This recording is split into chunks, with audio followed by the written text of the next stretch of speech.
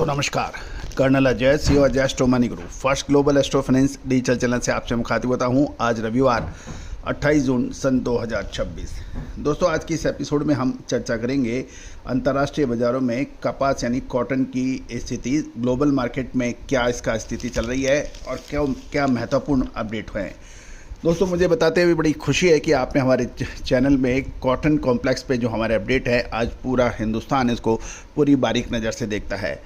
मैं आपका शुक्रिया अदा करता हूं हमारे चैनल को लगातार सपोर्ट और समर्थन देने के लिए। जानिए रिपोर्ट विस्तार से।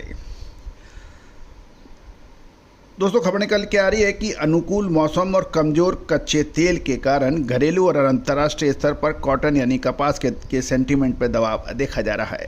हालांकि लॉन्ग टर्म सप्लाई में कमी का जो वैश्विक अनुमान है, उससे कीमतों को एक सीमित दायरे में बांध के रखा हुआ है। मसाले, खुशबू और प्योर झाग, टेस्ट से भर दे हर जुबां पे स्वाद। एवरीडे मसाले, देश का स्वाद।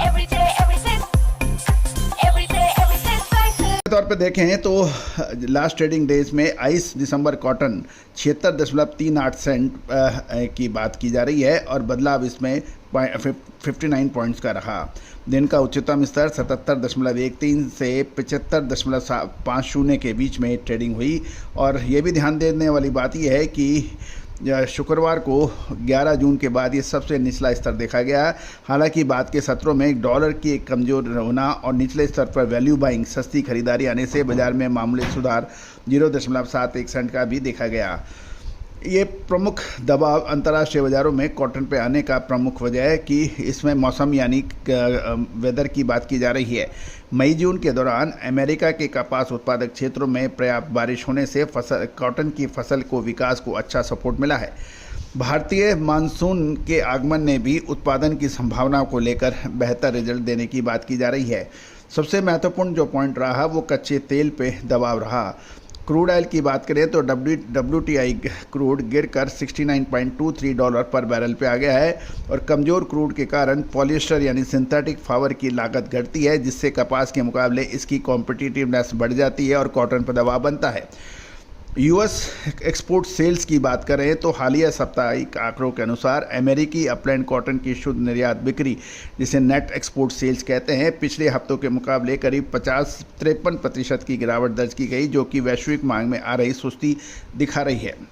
अब ग्लोबल डिमांड एंड सप्लाई की बात करें तो वैश्विक कॉटन स्टॉक में बड़ी कमी की बात की जा रही है। USDA के यानी United state of America department of agriculture के अनुसार जून 2026 के ताज़ा अनुमान के मुताबिक 2026-27 सीजन के लिए वैश्विक एंडिंग स्टॉक यानी क्लोजिंग स्टॉक 7% घटकर 71.1 मिलियन बेल्स रहने की उम्मीद है, जो 2018-19 के बाद सबसे निचला स्तर होगा। भारत को छोड़कर दुनिया के लगभग सभी प्रमुख कपास उत्पादक देशों में, विशेषकर चीन और अमेरिका की बात करें तो 2026-27 के दौरान उत्पादन में कमी आने का अनुमान है और वैश्विक उत्पादन 5.5% घटकर 116 मिलियन बेल्स रहने का संभावना है। चीन और भारत की हिस्सेदारी की बात करें तो ग्लोबल कपास उत्पादन में चीन 29% और भारत 21% शीर्ष स्थानों पर बने हुए हैं। चीन का उत्पादन इस साल 6% घटकर 33.5 मिलियन बेल्स रहने का अनुमान लगाया जा रहा है। शुद्धता ऐसी जो हर घर की पसंद बने। सुधा महेश ठक्कर, हल्दी के विश्वसनीय निर्यातक। आज ही संपर्क करें। अब हम बात कर लेते हैं मैनेज मनी पोजीशन के अंदर, क्योंकि जब तक इस पे हम नज़र नहीं रखेंगे हम पूरा किसी निष्कर्ष पर नहीं पहुंच सकते हैं। CFTC और की जो पोजीशन है नेट लॉन्ग्स 38,445 कॉन्ट्रैक्ट यानी शुद्ध बढ़त 3309 की कॉन्ट्रैक्ट की है। और ट्रेडर्स की रुख की बात करें तो पोजीशनिंग में थोड़ा सकारात्मक रुख है, लेकिन बाज़ारों की बात की जाए ये बढ़त किसी आक्रामक नई खरीदारी के बजाय मुख्य रूप से शॉर्ट कवरिंग की वजह से आई हुई है, क्योंकि जिन लोगों ने शॉर्ट किए थे अब वो मुनाफा वसूली कर रहे हैं।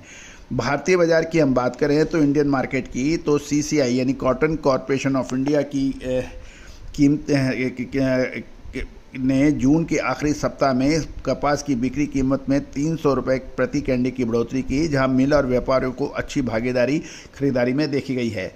भारत सरकार द्वारा न्यूनतम समर्थन मूल्य में बढ़ोतरी, मीडियम स्टेपल 8,267 और लॉन्ग स्टेपल 8,667 किए जाने के कारण इस खरीफ सीजन में कपास का रकबा बढ़ने की उम्मीद लगाई जा रही है, क्योंकि किसानों को कपास के दाम इस साल काफ़ी अच्छे मिले, जिसका लगातार हमने आपको एडवांस में भी एनालिसिस दिया था और अपडेट भी दिया था। कुछ क्षेत्रों में मानसून की शुरुआती बेरुखी से बुआई की गति थोड़ी प्रभावित हो रही है और कई जगह पिछले साल के मुकाबले घटी भी है, लेकिन जैसे जैसे मानसून आगे बढ़ेगा तो उम्मीद लगाई जा रही है कि कॉटन की बिजाई क्षेत्र बढ़ेगा। अब पॉइंट ये है कि ट्रेडर्स की नज़र क्या है। 30 जून को USDA की रिपोर्ट आने वाली है। मंगलवार 30 जून को अगले सप्ताह जारी होने वाली USDA की जून एंकरेज और स्टॉक्स रिपोर्ट पर सबकी नज़र होगी। मार्केट का अनुमान है कि अमेरिकी कॉटन का प्लांटेड एरिया 9.6 मिलियन एकड़ रह सकता है। यह रिपोर्ट आते ही बाजार को एक नई और स्पष्ट दिशा मिल सकती है। अंतर्राष्ट्रीय बाजारों में अल्पकालीन शॉर्ट टर्म से देखा जाए तो अनुकूल मौसम और कमज़ोर कच्चे तेल के कारण कॉटन की कीमतों पर ऊपरी स्तरों पर दबाव रह सकता है, लेकिन लॉन्ग टर्म के रूप में एक वैश्विक उत्पादन में कटौती और एंडिंग स्टॉक में कमी के अनुमान के कारण निचले स्तर पर सपोर्ट भी मिल सकता है, इसमें कोई दो राय नहीं है। गौरतलब है कि 30 जून पर अमेरिकी एक्रेज रिपोर्ट आने पर सतर्कता अपनाने की बात की जा रही है। दूसरी ओर कच्चे तेल के ऊपर अब एक और खतरा मंडरा रहा है।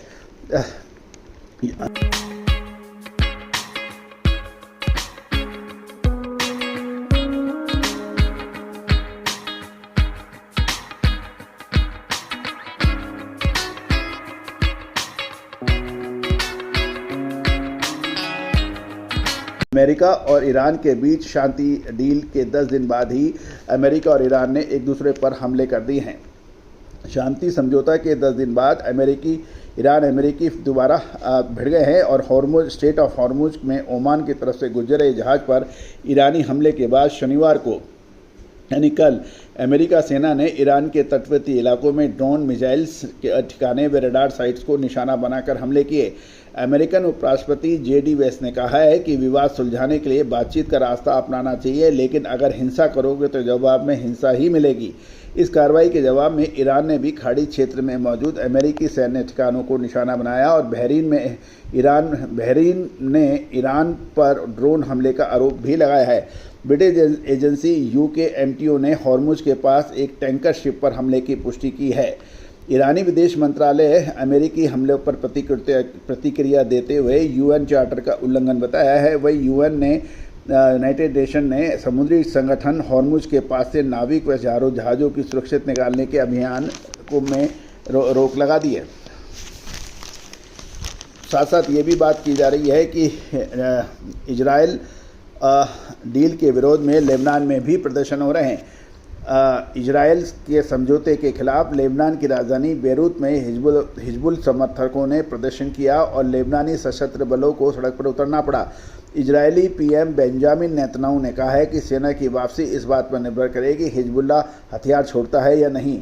साथ साथ अमेरिकन राष्ट्रपति डोनाल्ड ट्रंप ने युद्ध विराम के उल्लंघन पर कहा है कि इसके नतीजे भयावह होंगे और ये जल्द पता चलेगा कि गतिविधियां नहीं होनी चाहिए। और ईरान संसद की राष्ट्रीय सुरक्षा समिति के प्रमुख इब्राहिम अजीजी ने कहा है कि अमेरिका को पछतावे का कारण बनेगा।